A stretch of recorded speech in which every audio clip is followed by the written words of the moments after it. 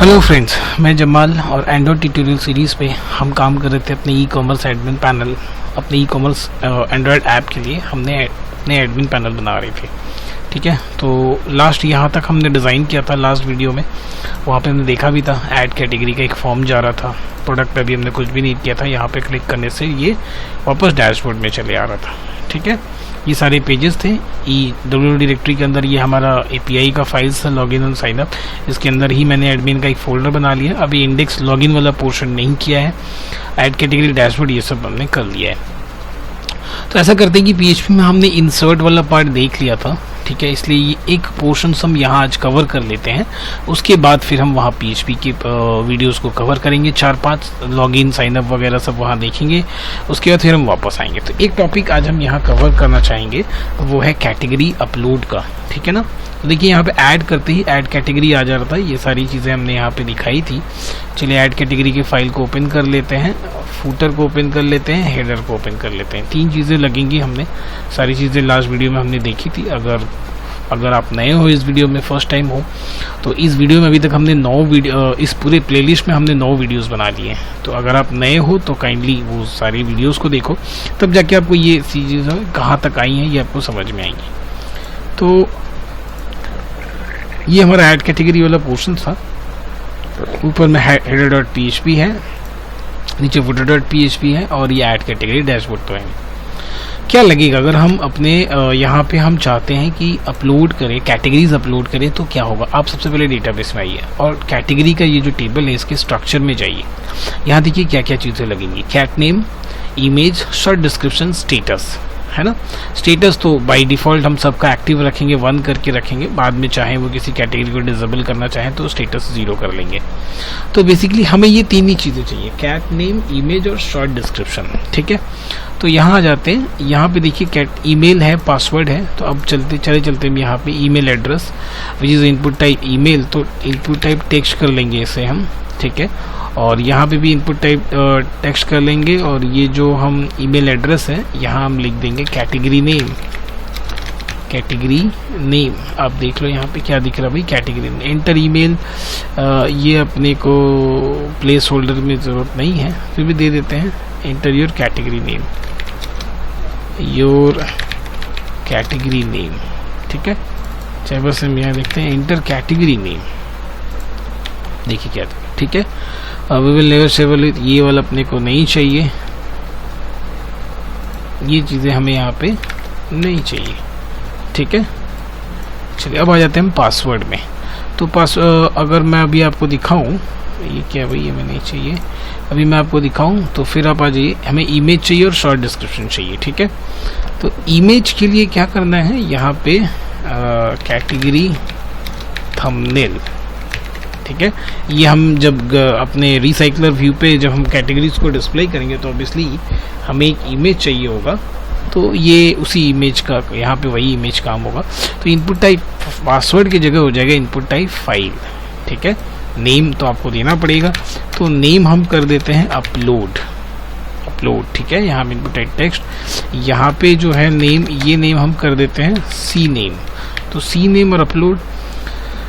अभी आके एक बार चेक करते हैं क्या दिख रहा है अभी। तो देखिए आपका हो गया कैटेगरी थंबनेल। यहाँ से हम ब्राउज करेंगे, कैटेगरी के लिए कैटेगरी का नाम देंगे। चेक मी आउट, ये तो हमें नहीं चाहिए, ये पूरा हटा देते हैं। ठीक है ना, और ये पोर्शन हम यहाँ पे कॉपी करते हैं। कॉपी करने इधर पेस्ट कर लेते हैं और यहाँ हम दिखाते हैं कैटेगरी डिस्क्रिप्शन, शॉर्ट डिस्क्रिप्शन लिखते हैं। और यहाँ पे इनपुट ये जो है ये नहीं होगा, यहाँ अपने लेंगे टेक्स्ट एरिया। नेम SDESC कर देते हैं, रोज दे देते हैं 10, कॉल दे देते हैं 30, क्लास दे देते हैं फॉर्म डैश कंट्रोल। ठीक है, और कुछ नहीं चाहिए। ये आईडी ये अपने को देने की ज़रूरत नहीं है फ़िलहाल। आप चाहते हैं तो इसे वैलिडेट करने के लिए जावास्क्रिप्ट में बाद में ये हमें ज़रूरत पड़ सकता है। अभी फ़िलहाल तो हमें ज़रूरत नहीं है। रोज टेक्स्ट एरिया और फिर यहाँ पे टेक्स्ट एरिया क्लोज हो जाएगा आपका। पहले देखते हैं कैसा दिख रहा है ये आउटपुट में। काफ़ी बड़ा हाइट हो गया, इतनी बड़ी हाइट मुझे नहीं चाहिए, तो रोज़ को आप सीधे कम कर दो, 5 कर दो, ठीक है। और भी थोड़ा सा कम करते हैं, चलिए 3 कर देते हैं, बस ये ठीक है। तो category name, category thumbnail, short description, उसके बाद बटन जो है, ये जो बटन है आप एक छोटा सा एक BR टैग इस्तेमाल कर लेते हैं, तो काफ़ी बिल्कुल नीचे है उसके। अब ये अलर्ट और सक्सेस ना अभी फ़िलहाल हमें नहीं चाहिए, हम अभी आपको बताएंगे कि ये हमें कब और कैसे इस्तेमाल करना है, ठीक है। इस पूरे को हम यहाँ पे कमेंट में डाल देते हैं, ठीक है ना। अभी देखते हैं, so that is okay, the form is absolutely ready, add your category here। जैसे हम यहाँ पे कैटेगरी नाम, इमेज और शॉर्ट डिस्क्रिप्शन देंगे तो वो सारी इन्फॉर्मेशन हमें यहाँ पे दिखनी चाहिए। स्टेटस जो है वो बाय डिफ़ॉल्ट हम 1 रखेंगे, मीन्स एक्टिव, 0 मीन्स इनएक्टिव, तो हम उसे 1 कर देंगे कोड में ही। अब 2-3 बातें ध्यान रखनी है हमें, आ जाते हैं यहाँ समझते हैं। देखिए ये PHP भी कवर कर रहा है, ठीक है। तो PHP की वीडियो में मैंने इंसर्शन, फाइल इंसर्ट वाला पोर्शन तो ऑलरेडी कर ही दिया था, और ये फाइल अपलोड वाला पोर्शन है वो भी आप इसी से ही समझ सकते हैं, ठीक है। देखिए काम कैसे करता है PHP। ये फॉर्म है, फॉर्म का डेटा को सिंपली हमें भेजना है MySQL में। कहाँ भेजना है? इस MySQL के पास, ठीक है। MySQL में यहाँ पे टेबल बने हुए हैं, ये जो है यहाँ पे टेबल बना हुआ है। टेबल के अंदर फील्ड्स हैं, जैसे नेम है, सॉरी ये वाला ले लेते हैं। टेबल्स के अंदर हमारे पास फील्ड पड़े हुए हैं, ठीक है। नेम है और फाइल है, शॉर्ट डिस्क्रिप्शन है, मतलब इमेज है। तो यहाँ से हम नेम एक्सेप्ट कर रहे हैं, इमेज एक्सेप्ट कर रहे हैं और शॉर्ट डिस्क्रिप्शन एक्सेप्ट कर रहे हैं। अब ये क्या करेगा, ये जो फॉर्म है, जैसे इस फॉर्म को हम सबमिट करेंगे,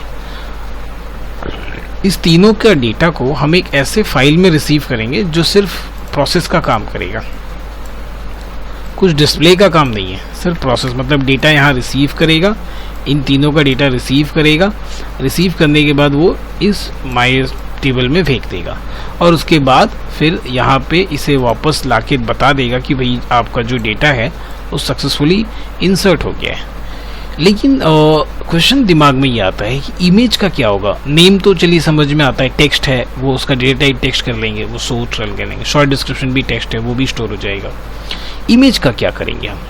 तो देखिए इमेज का क्या होता है ना, इमेज जहाँ पे आपका ये सर्वर फोल्डर है, एक्चुअल देखिए ये फोल्डर हमारे ecom API फोल्डर के अंदर एक फोल्डर है एडमिन, इस यहाँ पे हम एक फोल्डर बना लेंगे इमेजेस नाम का। एक्चुअल में इमेजेस होते क्या है पता है, इमेजेस जो हैं वो मूव हो जाते हैं। देखिए मैं एक अलग कलर से बना रहा हूँ, इसे मैं ब्लू कलर से बना। इमेजेस जो है ये मूव हो जाएगा आपके डायरेक्टरी में, ठीक है। तो ये जो फाइल हमारा PHP का जो कोड हम जहाँ पे रिसीव करेंगे सारे डेटा को, वो क्या करेगा, इस इमेज को मूव कर देगा डायरेक्टरी में, रूट डायरेक्टरी में, और उसका एक नाम जो है वो नाम चला जाएगा डेटाबेस में। फिर जब हम वापस डिस्प्ले करेंगे तो ये पाथ हम उसको क्या करेंगे, डायरेक्टली हार्ड कोड करके लिख देंगे, और नाम जो है वो हम डेटाबेस से फाइंड आउट कर लेंगे। दैट इज द प्रोसेस, ठीक है। अब एक और सबसे इम्पॉर्टेंट बात कि जब भी हम किसी फॉर्म से डेटा को किसी फॉर्म से जब हम किसी फाइल को अपलोड कर रहे होंगे, तो हमने पहले वीडियोस में बता रखे, फॉर्म नेम FRM कोई भी नाम दे दो, यहाँ पे कोई इम्पोर्टेंट नहीं है। मेन है एक्शन पेज में ये वाले पेज का नाम देंगे हम, वो उस पेज का नाम देंगे जो इसके पूरे डेटा को रिसीव करेगा। तो यहाँ पे आते हैं, ये हम कर देते हैं process category, process dash category dot PHP, और मेथड हम डाल देते हैं पोस्ट, ठीक है, प्रोसेस कैटेगरी डॉट PHP। तो अब CNAME जा रहा है, अपलोड जा रहा है, और HDES, 3 चीज़ें यहाँ से जा रही हैं। तो हमें एक फाइल बनाना है, किस नाम से भाई, प्रोसेस कैटेगरी डॉट PHP के नाम से बनाना है। फाइल में आते हैं, न्यू पे जाते हैं, PHP पे जाते हैं, इस पूरे को डिलीट करके सेव करते हैं, कहाँ पे, यहीं पे एडमिन फोल्डर में, process category dot PHP start करते हैं, ठीक है। Process category dot P. तो जैसे ही हम यहाँ पे अपने फॉर्म पे डेटा के सबमिट बटन पे क्लिक करेंगे तो ये तीनों data, category name, category thumbnail और मतलब इमेज और शॉर्ट डिस्क्रिप्शन, तीनों कहाँ रिसीव होंगे? इस प्रोसेस कैटेगरी में रिसीव होंगे। चलिए तो हम देते हैं $CNAME, मेथड हमारा पोस्ट है तो हम पोस्ट से रिसीव करेंगे और देख लेते हैं ऐड कैटेगरी में फाइल नेम क्या है भाई, और कैटेगरी नेम क्या है? CNAME है, तो यहाँ पे हम CNAME लिख लेते हैं। ठीक है, उसके बाद क्या है? DESC equal to $_post SDESC। ठीक है, 2 तो हो गया। आप सोच रहे हो कि तीसरा क्यों नहीं लिखा मैंने? तीसरे में एक कहानी है। कहानी से पहले ये देखते हैं कि जिस फॉर्म से फाइल अपलोड होगा उसमें एक और एक्स्ट्रा प्रॉपर्टी आपको ऐड करनी होगी, which is ENC type multipart form data. अगर आप ये नहीं ऐड करोगे तो आपका फाइल जो है वो अपलोड ही नहीं होगा। तो ये फील्ड आपको एक्स्ट्रा ऐड करना है, एट्रीब्यूट ऐड करना है, ENC type multipart form data. इसके साथ साथ और 1-2 चीज़ नई कर रहे हैं जहाँ पे हम डेटा रिसीव कर रहे हैं। ये जो 2 कॉमन डेटा है, यूजुअल डेटा, वो ऐसे ही रिसीव हो जाएगा। फाइल के लिए आपको एक एक्स्ट्रा काम करना होगा, वो ये आपको एक और चेक करना होगा, एक और एक्स्ट्रा चेकिंग करने की, इफ़ $_files, और इसके अंदर हमने जो इनपुट टाइप बनाए थे, इनपुट टाइप अपलोड, इसका ही नाम देना होगा। ठीक है, अगर आपका कोई दूसरा नाम है तो आप दूसरा नाम दोगे। ये एक चेकिंग करनी होगी हमें। ठीक है, अब ये चेकिंग अगर आपकी उस फॉर्म से कोई फाइल अपलोड हो रहा होगा ना, तो ऑटोमेटिक ये $_फाइल के अंदर चला आता है वो। ठीक है, तो यहाँ पे देखिए क्या है, अपलोड नाम है, तो यहाँ पे भी हमें अपलोड ही दे के चेक करना है। अब 2-3 चीज़ें हमें चेक करनी होती है जब हम फाइल अपलोड करते हैं। तो यहाँ पे मैं एक और स्लाइड ले लेता हूँ, यहाँ मैं आपको दिखाता हूँ। देखिए, फाइल जब भी हम मूव करते हैं तो फाइल तो आपके डायरेक्टरी में, आपके किसी कंप्यूटर में किसी ऐसे माई पिक्चर्स फोल्डर या माई डॉक्यूमेंट्स में हो सकता है, और अब फाइल हमें मूव करना है सर्वर पे। इंपॉर्टेंट बात कहाँ पे? सर्वर के किसी एक डायरेक्टरी में मूव करना है। देखिए, ये हमारा सर्वर है और यहाँ पे हमारा जो मेन रूट फोल्डर है प्रोजेक्ट का वो रखा हुआ है। अब उस रूट फोल्डर के अंदर में हमने एक ऑलरेडी एक इमेज बना दिया, एक फोल्डर बना रखा है, किस नाम से? इमेजेस नाम से, है ना। तो इस इमेजेस फोल्डर के अंदर में हमें आपका माई डॉक्यूमेंट्स के अंदर रखा हुआ एक इमेज, मान लेते हैं hello.jpg, ये मूव करना है। पूरा सिनारियो समझिए। हाँ, hello.jpg को मूव करना है कहाँ पे? हमारा सर्वर के अंदर जो हमारा रूट फोल्डर है, सपोज रूट फोल्डर ecom है ना, ecom API ये फोल्डर है ना। देखिए ecom API, उसके अंदर एडमिन है, उसके अंदर इमेजेस है, बट हम यहाँ मान लेते हैं कि ecom API फोल्डर के अंदर ही इमेजेस फोल्डर है, इसके अंदर ये डायरेक्ट, या फिर बना ही देते हैं भाई एडमिन फोल्डर है और उसके अंदर एक फोल्डर है इमेजेस, और एडमिन फोल्डर के अंदर में यहाँ पे हमारा ये फाइल अपलोड वाला पेज है। मतलब जैसे प्रोसेस P कैटेगरी हम लिख देते हैं। ओके, P category.php ये लिख देते हैं। इसका नाम हम थोड़ा सा डीप में कर देते हैं, ठीक है ना, P category.php। तो ये पूरा सिनेरियो हमें समझ में आ गया। सर्वर में ecom फोल्डर के अंदर एडमिन फोल्डर है, उसके अंदर P category.php है। ये क्या करेगा? P category.php इस hello.jpg को मूव करेगा, यहाँ से इसे मूव करेगा,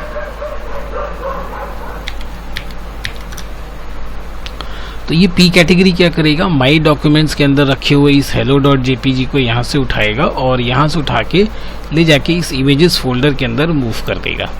तो मूव करने के लिए हमें क्या क्या चीज़ें चाहिए? सबसे पहले चाहिए हमें सोर्स नेम, मतलब फाइल का एक्चुअल सोर्स पाथ। तो एक वेरिएबल बनाते हैं $SN सोर्स नेम, और ये हमें कैसे मिलेगा? $_files, और यहाँ पे आपको अपना जो अपलोड नाम है वो देना है, और यहाँ पे फिर आपको देना है tmp_name, ठीक है, $_files अपलोड। ये आपको क्या देगा?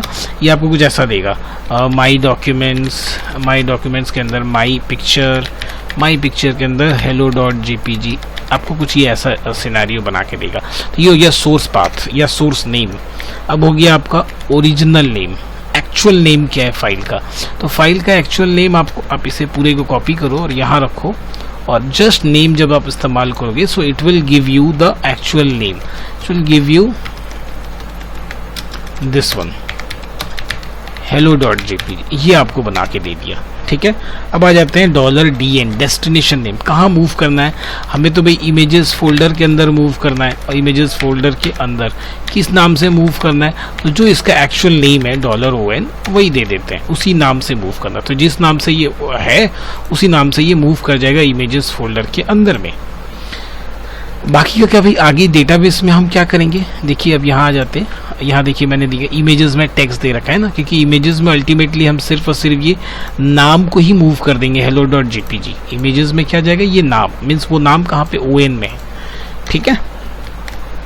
तो अब इंसर्ट का क्वेरी चलाने के लिए यू नीड अ कनेक्शन, तो आप क्या करो, यहाँ पे टॉप में कनेक्शन का कोड लिख लो। सो $con इक्वल टू mysql_connect, और यहाँ पे 3 पैरामीटर पास होंगे।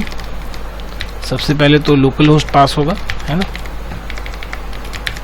उसके बाद हम क्या पास करेंगे, user name which is by default root, and then blank password. Password blank है। अगर आप लाइव काम करोगे तो यहाँ पे आपको जो आपका सर्वर पे जो बना हुआ डेटाबेस है उसका आपको देना पड़ेगा। mysql_select_db, और यहाँ पे फिर हम पास करेंगे $con को और डेटाबेस का नाम। तो डेटाबेस का नाम हमारा क्या है, दिस वन ecomdb, इसी के अंदर तो आएगा ना ecomdb। ये हो गया आपका 2 लाइन कनेक्शन स्ट्रिंग, ठीक है। जो भी पेज कम्युनिकेट करता है डेटाबेस से ये टॉप पे लगता है। बाद में इसे हम इंडिविजुअल अलग कर लेंगे, जब हम नेक्स्ट वीडियो में इसे हम अलग करके आपको दिखाएंगे। तो यहाँ पे हो गया मूव करने का। अब नेक्स्ट क्या करना है, आप यहाँ पे आ जाओ। आपका जो ये जो टेबल है ना, TBL कैटेगरी, इसमें ना आप एक डमी डेटा एंट्री कर लो। इस तरह से एक डमी डेटा एंट्री कर लो, स्टेटस 1। तो ये क्या करेगा, आपको क्वेरी जनरेट करके दे देगा। एक सबसे अच्छी बात क्या है पता है MySQL की, ये क्वेरी जनरेट करके दे देता है। अगर किसी बंदे को क्वेरी नहीं भी याद है तो भी काम बन जाता है यहाँ से। तो देखिए यहाँ मैंने पेस्ट कर दिया, पेस्ट करने के बाद इसे न्यू लाइन यहाँ पे लेके आ गए। ये PHP की अच्छी बात है, आप न्यू लाइन में लिखो, ये ऑटोमेटिक लाइन मेंटेन कर लेता है। अब यहाँ पे क्या है, ये जो कैट नेम है इसकी जगह पे आप ये सी नेम पास करोगे, तो यहाँ पे हम सी नेम देते हैं। इमेजेस की जगह पे ये ON पास करोगे आप, $original name, ठीक है। उसके HDEC की जगह पे आप ये HDESC पास कर दो, ठीक है। और ये 1 की जगह 1 ही रहेगा, हो गया। अब हम क्या करते हैं, चेक करते हैं। So $res equal to mysql i_query, आप किसको पास करोगे, पहले $con को एंड देन क्वेरी को, है ना। हम टेस्ट करेंगे, अगर if $res equal to true मतलब सक्सेसफुली इंसर्ट हो गया, तो हम एक सेशन वेरिएबल बनाएंगे MSG, और यहाँ पे हम बोलेंगे भाई इंसर्टेड सक्सेसफुली, है ना। एल्स यहाँ पे हम क्या करते हैं, अभी देखिए यहाँ पे ना 2 बनाएंगे, MSG1 MSG2, और यहाँ पे हम लिखेंगे समथिंग वेंट रॉन्ग, क्योंकि ये मैं क्यों किया अब मैं आपको बताऊंगा। Something went wrong. Session variable इस्तेमाल किया, तो सेशन वेरिएबल इस्तेमाल जिस भी पेज में करते हैं आपको PHP के टॉप पे सेशन स्टार्ट ये लिखना पड़ेगा, तभी इस पेज में जो है सेशन एक्टिव हो पाएगा, ठीक है। सेशन वेरिएबल अगर इस्तेमाल करना है जिस भी पेज में, उस पेज के टॉप पे आपको सेशन स्टार्ट लिखना ही पड़ेगा, तभी उस पेज में आप सेशन वेरिएबल बना सकते हो या उसके वैल्यूज को रीड कर सकते हो। तो देखिए अगर सक्सेसफुली इंसर्ट होता है तो message1 सेशन message1 वेरिएबल बन रहा है, और अगर कुछ प्रॉब्लम हो रहा है तो सेशन message2 बन रहा है। दोनों के केस में बनने के बाद हमें क्या करना है, रीडायरेक्ट हो जाना है ना। तो रीडायरेक्ट के लिए हम लिखेंगे हेडर, और इसके अंदर आके फिर लिखेंगे हम लोकेशन कोलोन, कहाँ चले जाएंगे हम, add-category.php, add-category.php यहाँ चले जाएंगे, ठीक है। देखिए ये जो ऐड category.php बना है ना, देखिए यहाँ पे क्या कर रहा है, ये भेज रहा है डेटा प्रोसेस category.php को, और यहाँ से सारा काम होने के बाद ये वापस डेटा सेशन में वेरिएबल रखने के बाद, सेशन वेरिएबल क्या होता है आप ध्यान से समझिए, अगर जो जिन्हें पता हो तो ठीक है, जिन्हें नहीं पता आप ध्यान से सुनिए। सेशन वेरिएबल एक ग्लोबल वेरिएबल की तरह होता है, जैसे कि अगर आप मान लेते हैं कि अगर हम एंड्रॉयड की बात करें तो वहाँ पे एक्टिविटीज़ होते हैं ना, तो वहाँ पे शेयर्ड वेरिएबल था, याद है हमने शेयर्ड वेरिएबल बताया होगा आपको, इस सीरीज़ में शेयर्ड वेरिएबल बताया था साइन अप लॉगिन के टाइम। तो एक एक्टिविटी अगर शेयर्ड प्रेफरेंसेस का क्रिएट कर लेता है तो वो दूसरे एक्टिविटी में भी अवेलेबल होता है। तो वैसा ही कुछ ये यहाँ पे सेशन है, वेब एप्लीकेशन के अंदर सेशन वेरिएबल है। अगर एक पेज कोई सेशन वेरिएबल बना देता है ना, तो इंस्टेंटली सारे पेजेस में वो सेशन वेरिएबल एक्टिवेट हो जाता है। तो क्या होता है, दो पेज के बीच का कम्युनिकेशन बहुत अच्छा होता है सेशन से। तो बस उस पेज के टॉप पे सेशन स्टार्ट लिखा हुआ होना चाहिए। तो इसने क्या किया, टेस्ट किया। तो इस वेरिएबल में हमने यहाँ पे मैसेज 1 क्रिएट किया, तो ये इंस्टेंटली दूसरे पेज में अवेलेबल हो जाएगा, बस सिर्फ सेशन स्टार्ट वहाँ पे लिखा हुआ होना चाहिए। तो हमने दो वेरिएबल बनाया, मैसेज 1 मैसेज 2। अगर सक्सेसफुली इंसर्ट होता है तो सेशन मैसेज 1 क्रिएट होगा, और नहीं होता है तो सेशन मैसेज 2 क्रिएट होगा, और वापस से ये कहाँ चला जाएगा, ऐड कैटेगरी.php में। तो यहाँ पे आ गया, यहाँ पे आएंगे। तो इस पेज में हमें उस सेशन वेरिएबल से चेक कर लेना है कि क्या सक्सेसफुली इंसर्ट हुआ है या फेल्ड हो गया। तो उसके लिए आपको क्या करना पड़ेगा, यहाँ पे आप पहले लिख दो सेशन स्टार्ट। अभी मैंने बताया ना, उस पेज के आपके टॉप पे क्या लिखना पड़ेगा, सेशन स्टार्ट। अब हम यहाँ पे चेक कर सकते हैं कि वो वेरिएबल बना है या नहीं बना है। तो अब यहाँ पे ये इस्तेमाल करेंगे, ये जो अलर्ट हमने यहाँ पे बूटस्ट्रैप का देखा है ना, ये वाला हम इस्तेमाल करेंगे। तो चलिए यहाँ पे PHP स्टार्ट करते हैं, और यहाँ हम चेक करेंगे if is set is a function which test particular variable is created और नॉट। तो अगर आपका MSG1 क्रिएटेड है ना, मतलब वो सक्सेसफुली इंसर्ट हुआ था, तो ये वाला जो पोर्शन है PHP, ठीक है, ये वाला दिखाएगा। और ये जो मैसेज है, इस मैसेज के जगह पे हम क्या करेंगे, इको कर देंगे $_ MSG1 को, है ना। तो ये क्या होगा, इस तरीके से सक्सेस में दिखाएगा। एल्स क्या होगा, एल्स यहीं पे ही रखते हैं इसे हम, ये ब्रैकेट ओपन कर देते हैं और फिर यहाँ पे उस ब्रैकेट को बंद करते हैं। तो इससे बेनिफिट क्या होता है पता है, इससे बेनिफिट होता है कि आपको बीच का जगह मिल जाता है HTML का कोड लिखने का। तो इतना दूर ये पूरी आपने इस तरह से आराम से HTML लिख लिया, अदरवाइज आपको ये पूरा का पूरा PHP के इको के अंदर एज अ मैसेज लिखना होता है। बट ये मैसेज तो डायरेक्ट नहीं लिखेंगे, PHP वेरिएबल है तो PHP तो लिखना ही स्टार्ट करना ही पड़ेगा। सो $_ सेशन MSG1। तो ये क्या होगा, उसके हिसाब से अगर सक्सेसफुल होगा तो ये वाला डिव अलर्ट आएगा सक्सेस वाला, और फेल्ड होगा तो ये वाला। तो ये MSG1 और यहाँ MSG2 है ना। तो अगर MSG1 है तो MSG1 दिखा है, अगर MSG1 नहीं हो तो 100% MSG2 होगा, है ना। इसे डिस्प्ले करेगा। और डिस्प्ले करने के बाद एक चीज़ और है, हमें क्या करना पड़ेगा, अनसेट कर देना पड़ेगा, उस सेशन वेरिएबल को अनसेट कर देना पड़ेगा, ताकि वो कंटिन्यूस दिखाता ना रहे, ठीक है। अदरवाइज होगा क्या पता है, वो कंटिन्यू दिखाता रहेगा। तो यहाँ पे आ जाते हैं, अनसेट मैसेज 2, अदरवाइज वो कंटिन्यू दिखाता रहेगा। पहले चलिए इसे हम देख लेते हैं रन करके कि सक्सेसफुली रन हो रहा है या नहीं हो रहा है। तो और उसके बाद ऑपरेशंस पे आते हैं। यहाँ से आने के बाद ये इसे हम ट्रंकेट कर देते हैं। ओके, ट्रंकेट कर दिया हमने, ब्राउज पे जाते हैं। So there is nothing, admin panel पे आते हैं। अच्छा, यहाँ पे इंडेक्स MSG2 क्यों भाई, अच्छा इसे भी टेस्ट करना पड़ेगा। ये एल्स हटा ही देते हम, ठीक है। या तो ये MSG1 रहेगा या तो ये MSG2 रहेगा, सिंपल।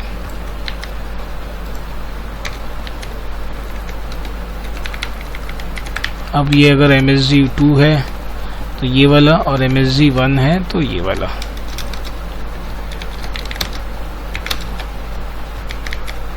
तो MSG1 अगर है तो ये वाला इको करके अनसेट कर देगा। अगर MSG2 क्रिएटेड है तो ये वाला दिखाएगा। चलिए अभी एक बार चेक करते हैं। सो 10, ठीक है, अभी ओके। तो अभी हम एक कैटेगरी ऐड करते हैं। देखिए टेबल में यहाँ पे कुछ भी नहीं है, हम एक कैटेगरी ऐड करते हैं। सपोज कैटेगरी ऐड करते हैं हम पिज़्ज़ा, कोई भी एक कैटेगरी ऐड कर देते हैं। सपोज नॉन वेज, ये कैटेगरी ऐड करते हैं। ब्राउज में जाते हैं, यहाँ से कोई भी एक इमेज हम सेलेक्ट कर लेते हैं। सपोज माई पिक्चर्स पे आते हैं, यहाँ से हमने एक इमेज सेलेक्ट कर लिया, prakash.png।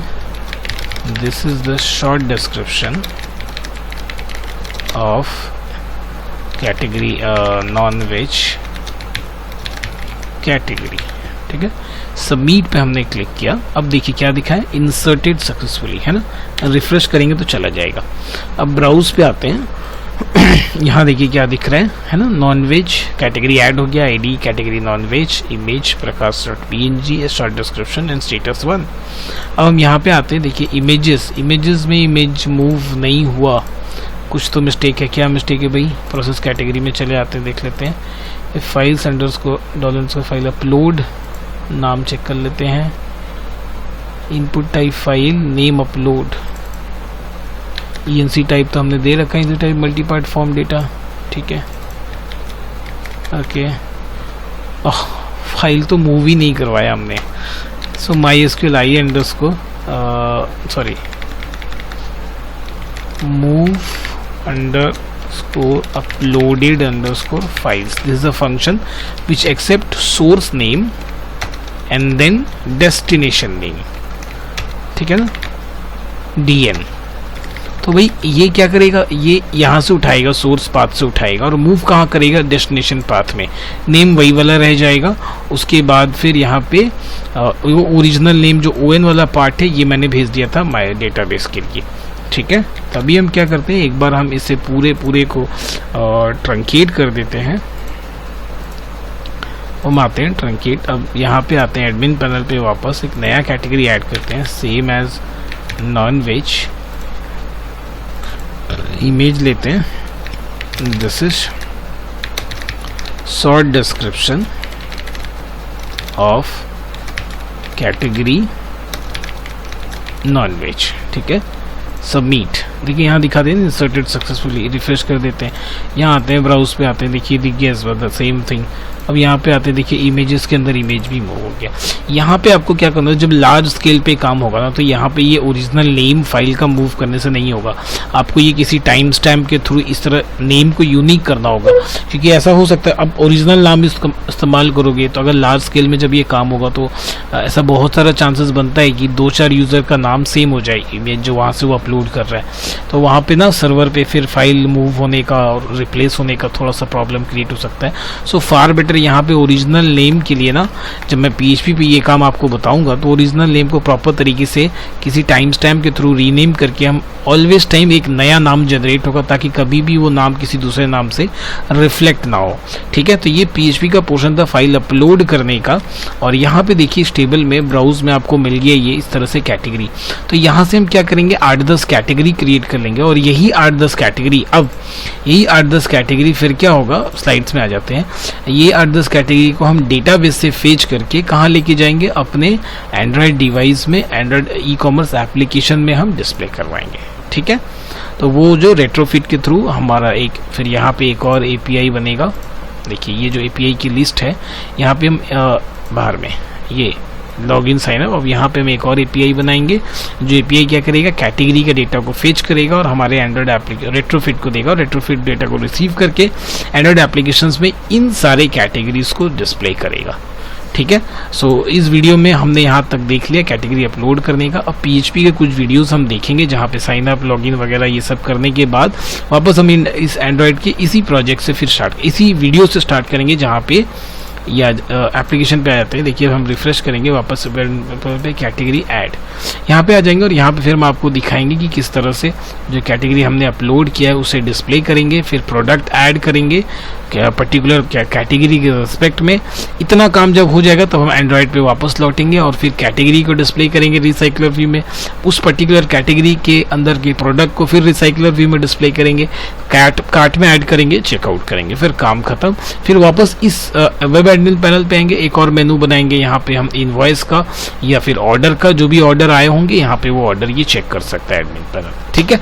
तो दोनों काम चलेगा पैरेलली। तो इस मैंने बिल्कुल शुरू में भी आपको बताया था भाई कि एज अ एंड्रॉइड डेवलपर आपको PHP जानना ही पड़ेगा, किसी प्रोजेक्ट में PHP काम आता ही है, ठीक है। तो अगर आप नए हो, इस वीडियो को फर्स्ट टाइम देख रहे हो, तो प्लेलिस्ट के बाकी सारे वीडियोस देखो, तो आपकी पूरी प्रोजेक्ट की कॉन्सेप्ट आपको क्लियर होगा, और चैनल को जरूर सब्सक्राइब करो, ठीक है। वीडियो देखने के लिए थैंक यू सो मच।